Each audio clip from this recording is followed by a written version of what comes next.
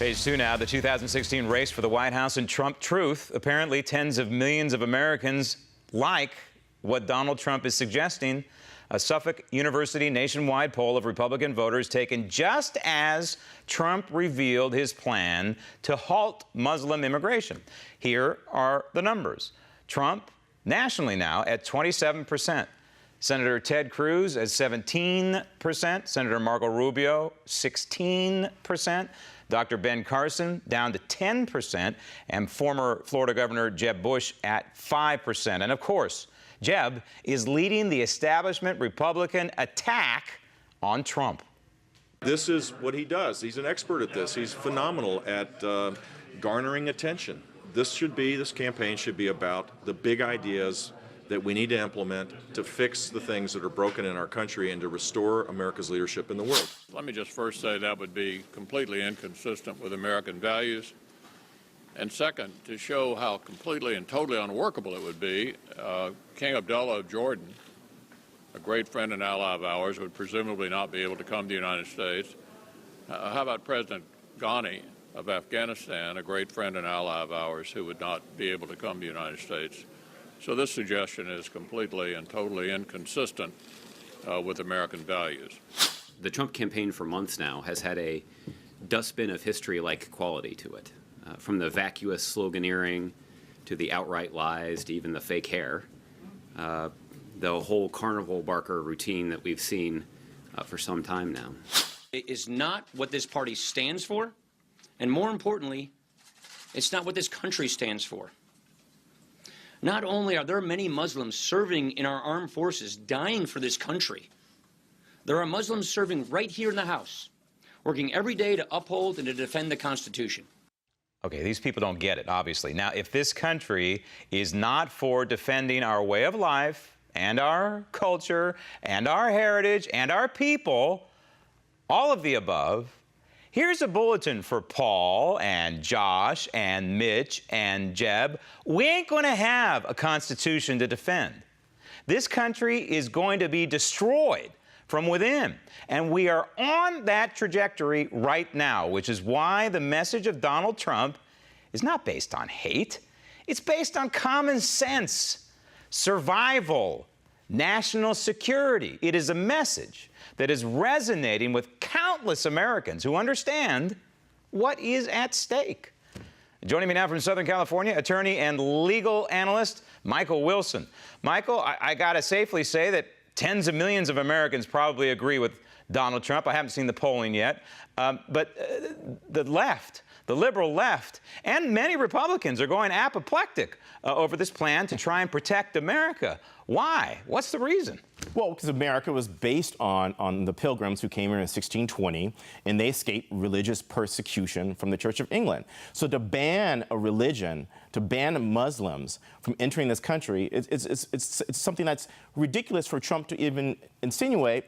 But not only that, it's part of the Trump show. He's bombastic as possible because he looks at the polls as if they were Nielsen ratings, as if this election is a show, is a reality show. And unfortunately, this fear-mongering is affecting the American public. But he's not talking about banning a religion.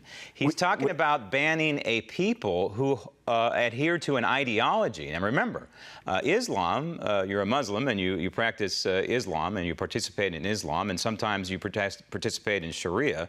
It is an ideology. It is not a religion. Well, and that's not what he's suggesting. He's not suggesting a religious test. He's suggesting that, hey, who are the terrorists? All of the radical Islamists are Muslims, correct? Well, okay, Graham, let's step back for a second. Who are the terrorists? Who are the terrorists? I mean, Timothy McVeigh, Oklahoma City bombing, 1995. No, we're not talking about D.C. snipers who were black. They were terrorists. Dylan Roof last year in the Carolinas. We're not talking about crazy people. We're not talking about people who have a grudge against this government. We're talking about importing terrorists. You know, it's estimated that a quarter of all Muslims globally, all Muslims, and there's 1.2 billion around the country, country, around the world.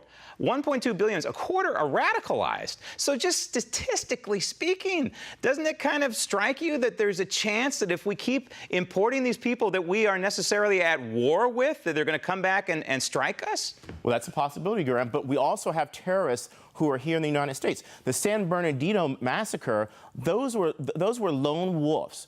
And those two right there were already in America. I mean, the one guy, I don't want to mention his name on air, but I mean, he was born in America. Farouk. So, okay, Farouk, yeah. So he was born in America. So we should be concentrating on possible threats here in America. Okay, and I think it would serve Donald Trump better if he would try to build a coalition amongst the Muslim leaders in the United States. But let me ask you a question. In World War II, we didn't say, hey, to the Nazis, hey, yeah, come on, we'll give you some visas, come on into our country. We said no, there's no way we would be importing the enemy. And we're not saying, no one is saying that all Muslims are the enemy. That's not the point here. But they are the enemy within. And we are allowing these people into our country, and they are potentially going to strike us. So shouldn't we hit the pause button, as we used to say, hit the pause button and not do this? No, not at all. And I think what you're talking about, World War II, let's go back. How did Adolf Hitler come to power? He had this fear-mongering, which Donald Trump is giving us right now. You're not making a comparison between Hitler and Trump, are you? No, you just did that, Graham. No, you brought up World War II, not me. Yeah, but I'm not comparing him to Hitler. But Hitler was able to come to power with the same type of fear-mongering, and we know who was persecuted as a result for that. Okay, well, talking about fear-mongering, we have the mayor of Philadelphia. What's his name? Michael Nutter. And he was doing a little fear-mongering yesterday at a giant news conference. Roll tape. He said, I mean, what do you, I apologize, Reverends. People in the religious community, I apologize.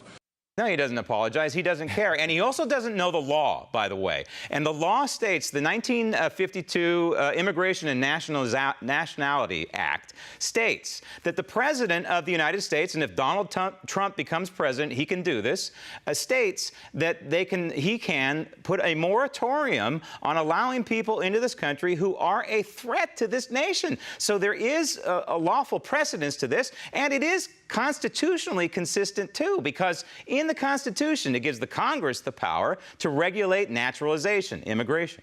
And you're correct about that. However, you know, if you go back, and Roosevelt did this with Korematsu versus the United States. You know about that. Yep. In terms of having Japanese internment camps, he signed an executive order. So how about this then? Why don't we have Muslim internment camps here? But he's not talking about Muslims here in this country. He's talking about importing people that we can't vet. That's the route we're going to take. That's the route we're going to go, Graham. This is America. It's un-American. Where there is Christianity, where it's Muslim, where there's Judaism, it's the freedom of religion. It's the First Amendment. And the one thing about Trump is I don't know if he's really a conservative because he's not sticking by our Constitution. But again, it's not about religion. It's about an ideology, a radical ideology that runs completely counter to our United States Constitution. And I think if Trump had said, okay, let's have a ban, a moratorium on, say, Syrians or Iranians, just as the Haitian boat people, there was in terms of seeking asylum. That's a different issue. But the Haitians are not cutting off the heads of Americans. So, you know what? Americans are cutting off the heads of Americans, too. So I bring up Timothy McVeigh. I bring up the D.C. snipers who are black. So let's start putting everyone. Let's put all the whites and blacks in America in an internment camp, too. How about that? Timothy McVeigh is where he belongs, dead now. But we don't need to import this radicalism. We're out of time. Final thought from you. Well, who's more radical at this point? Trump and his statements or ISIL? I predict that the polling is going to show that a majority of Americans agree with Donald Trump because they are dying for leadership that's going to protect this nation. Michael, one last thing, Graham. Yes? If Trump keeps this up, it's Hillary by default in 2016. I'm not so sure about that, but thank you. Coming up next, GOP congressional leadership and the bloated budget plan as the Daily Ledger continues.